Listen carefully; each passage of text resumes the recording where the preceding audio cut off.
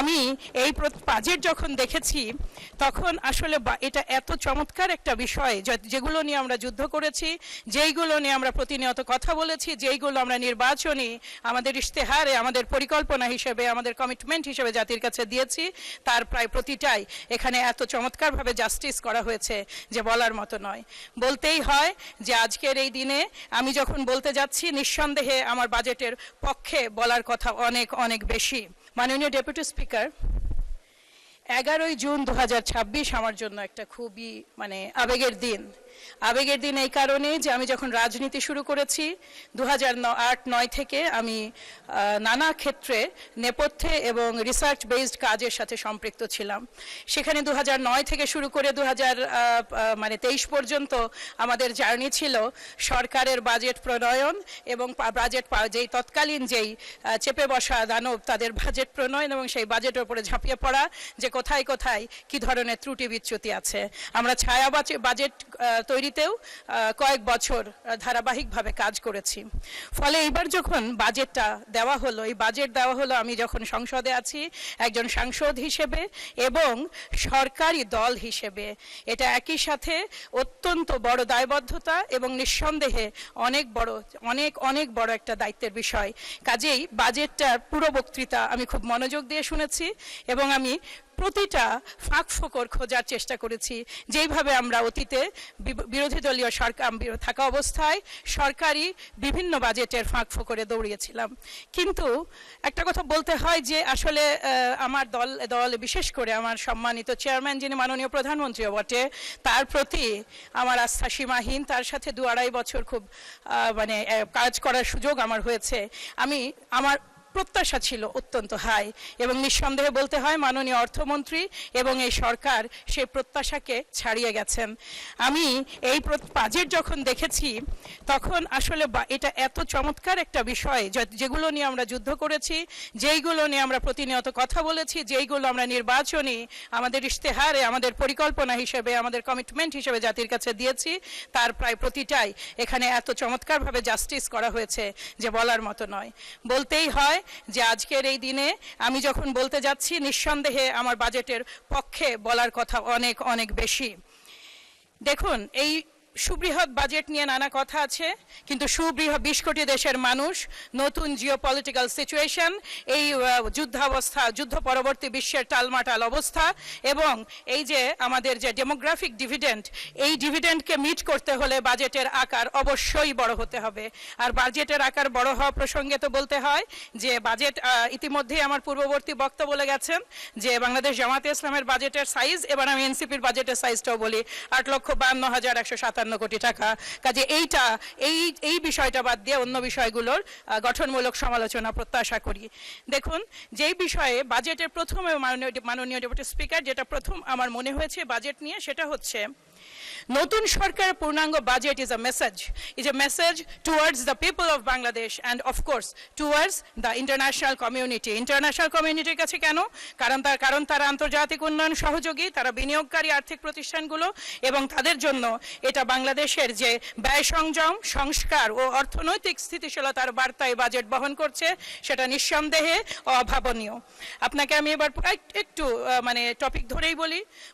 মুদ্রাস্ফীতি যেটা নিয়ন্ত্রণের যে সর্বোচ্চ আমাদের যে অগ্রাধিকার দেওয়া হয়েছে সেই ক্ষেত্রে, কিংবা স্বাস্থ্য খাতে বরাদ্দ বৃদ্ধি, কিংবা শিক্ষা ও মানব সম্পদ উন্নয়নে যে বিনিয়োগ, কিংবা সামাজিক নিরাপত্তা কর্মসূচির যে সম্প্রসারণ, কিংবা বিশেষ করে উন্নয়ন ও পরিচালন ব্যয়ের যে আনুপাতিক হার কমিয়ে আনা।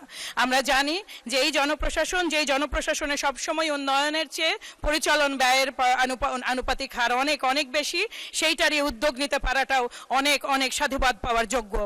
এখানে বিনিয়োগ ও কর্মসংস্থান সৃষ্টির উপরে যেই জোর দেওয়া হয়েছে পরিবেশ ও জলবায়ু খাতে, এবং জোর দেওয়া হয়েছে কৃষি ও খাদ্য নিরাপত্তার প্রতি যে গুরুত্ব, সেই দিকে কর কাঠামোর আধুনিকায়ন যেটা সবচেয়ে বড় কথা। যে কোনো সরকারের আয়, তার রাজস্ব আয়, প্রধানতম আয়, তার অন্যান্য আয়ের আয় হচ্ছে আশেপাশের, প্রধান আয়টাই রাজস্ব আয়। কাজেই এই জায়গাটি আধুনিকায়নের যে উদ্যোগটা নেওয়া হয়েছে সেইখানে আমাদের জলমত নির্বিশেষে প্রত্যেকেরই অংশগ্রহণ করা অত্যন্ত জরুরি। আমি কিছুক্ষণ আগে আমার মাননীয় ডেপুটি স্পিকার আপনার মাধ্যমে জানাতে চাই, আমাদের সম্মানিত একজন সদস্য বললেন বিরোধী দলীয় যে কর রাজস্বের যে ব্যাখ্যা তিনি দিলেন, রাজস্বের ব্যাখ্যা তো এটাই হবে, রাজস্ব তো সরকারের কাছেই যাবে, কারণ এই প্রতিনিয়ত যেই দেশের মানুষের জনগণের ভাগ্যোন্নয়নে, তাদের জীবনের পরিবর্তনে যেই ব্যয়, সেটা আসবে কোথা থেকে? সরকারের তো আর অন্য কোনো সিস্টেম নাই, ইনায়াত বা অন্য কিছু। কাজে বাধ্য হয়ে আমাদেরকে রাজস্বের উপরেই প্রতিটা সরকারকেই নির্ভর করতে হয়। এইবার আসি, দুটো তিনটা কথা আমি আপনার মাধ্যমে, আমার মাননীয় বিরোধী দলীয় নেত্রী দুটো কথা বলেছেন, ঋণ খেলাপি। প্রথমত আমি এই শব্দটাকে রিজেক্ট করি। এই সংসদে আরপি অনুযায়ী কোনো ঋণ খেলাপি কখনোই নির্বাচনে অংশ নিতে পারেন না। আমরা দেখেছি আমাদের বহু ভালো নেতা শুধুমাত্র এই এক ইস্যুর কারণে বাদ হয়ে গেছেন। দেখুন, আমাদের বাংলাদেশ জাতীয়তাবাদী দলের নেতৃবৃন্দের অধিকাংশেরই জীবন নির্বাহের মূল পথটাই হচ্ছে ব্যবসা। এবং মাননীয় সদস্য, আপনার সময় আরো 4 মিনিট বর্ধিত করা হলো, 4 মিনিট। অসংখ্য ধন্যবাদ মাননীয় ডেপুটি স্পিকার। আমি বলতে চাইছিলাম যে আমাদের বাংলাদেশ জাতীয়তাবাদী দলের নেতৃবৃন্দের একটা বড় অংশ তাদের ব্যক্তিগত জীবন ব্যয় নির্বাহ হয় ব্যবসা থেকে, এবং ক্ষেত্রবিশেষে তাদের ব্যবসার কলেবর অনেক অনেক বড়। আপনি যত সহজে 6 লক্ষ কোটি টাকার হিসাব দিয়ে দিলেন, আপনি ভুলে গেলেন গত 17 বছরে, মাননীয় স্পিকার আপনার মাধ্যমে জানাচ্ছি, গত 17 বছরে সিস্টেমেটিক্যালি বিভিন্ন ব্যাংকের মাধ্যমে কিভাবে তাদেরকে ডিফারেন্ট ফ্যাসিলিটি বন্ধ করে তাদেরকে ঋণ খেলাপি হতে বাধ্য করা হয়েছে। আমাদের মনে রাখা দরকার, এই যাদেরকে আমরা আজকে ঋণ খেলাপি বলছি তারা লক্ষ লক্ষ জবের সৃষ্টি করেছেন এবং এই বাংলাদেশেই তারা বিনিয়োগ করেছেন। তাদের এই বিনিয়োগ এককভাবে তাদের এই যে বাংলাদেশের কর্মসংস্থানে উপকার করেছে সেটারও কিন্তু আপনার পরিমাণ কম নয়। কাজে এই শ্রদ্ধাটা রাখতে হবে স্ট্রাগলটার প্রতি এক ধরনের সহমর্মিতা।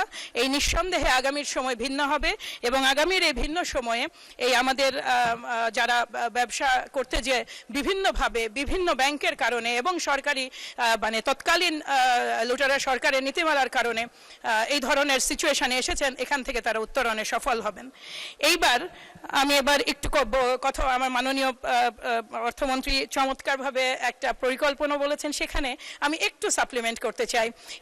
এই সাপ্লিমেন্টটা হচ্ছে যে আমাদের 1 লক্ষ স্বাস্থ্যকর্মী নিয়ে আমরা কথা বলেছি, মাঠে যাদের অধিকাংশই হবেন নারী। এই জায়গাটায় আমার একটা ছোট্ট সাপ্লিমেন্ট দেওয়ার সুযোগ আছে, সেটা হচ্ছে আমাদের দেশে মানসিক স্বাস্থ্য খুবই একটা ট্যাবুড ইস্যু। যেখানে দেশের মানুষ মূল স্বাস্থ্য সেবাই পায় না, সেখানে মানসিক স্বাস্থ্য নিয়ে কথা বলাটা অনেকেই বিলাস মনে করেন, কিন্তু এটা অত্যন্ত প্রয়োজনীয়। মাননীয় ডেপুটি স্পিকার, আপনাকে আমি জানাতে চাই যে আমাদের দেশে আপনি যদি যত বেশি আপনার একটু দারিদ্র্য সীমায় একটু যারা দুর্বল কিংবা গ্রামীণ অঞ্চলে যাবেন, আপনি আশ্চর্য হবেন 47.7% নারী তারা অবসাদে ভোগেন এবং হাইপার যে অ্যাংজাইটি সেটাতে ভোগেন 65% নারী এবং 23.6% নারী ভোগেন হচ্ছে গভীর চাপে।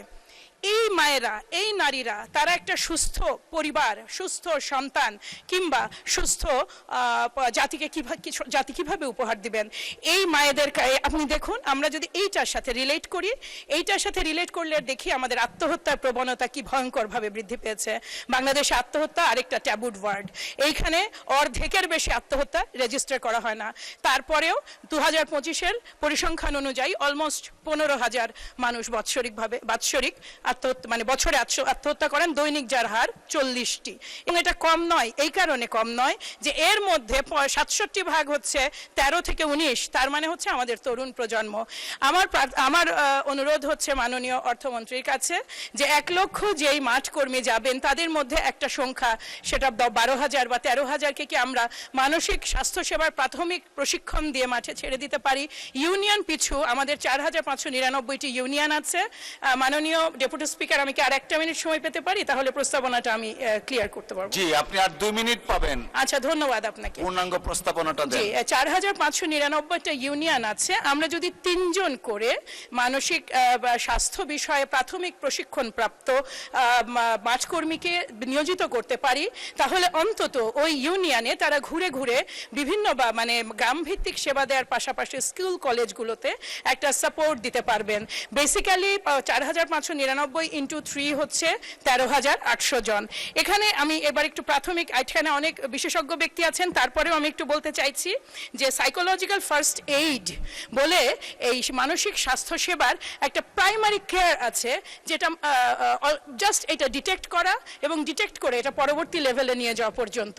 দেখুন, আমাদের দেশে মানসিক স্বাস্থ্য বিশেষজ্ঞের সংখ্যা আশঙ্কাজনকভাবে কম।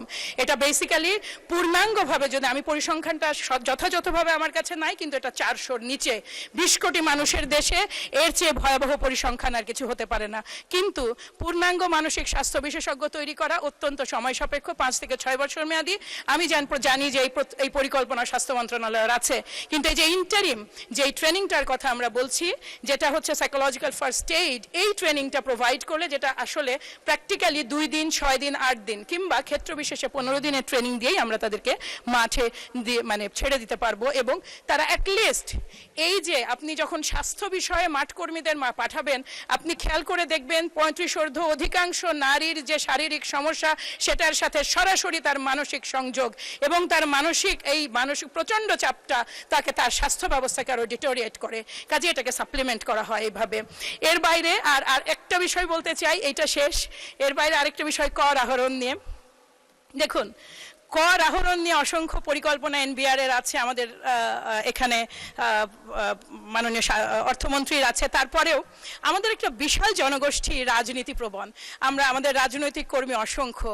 আমরা এমন একটা পরিকল্পনা করতে পারি কিনা, এই বিশাল বাজেটকে সাফল্যের মুখে নিয়ে যেতে হলে প্রতিটা অংশীজনের সহযোগিতা অত্যন্ত জরুরি। আমরা প্রত্যাশা করি আপনারা প্রত্যেকেই, আমাদের দেশের মানুষ অত্যন্ত সেন্সিটিভ এবং আবেগপ্রবণ হওয়ায় তারা রাজনৈতিক এজেন্ডাগুলো নিয়ে যত দ্রুত মাঠে যেতে পারেন, ততটা দেশ গঠনের এজেন্ডা নিয়ে মাঠে যেতে পারেন না।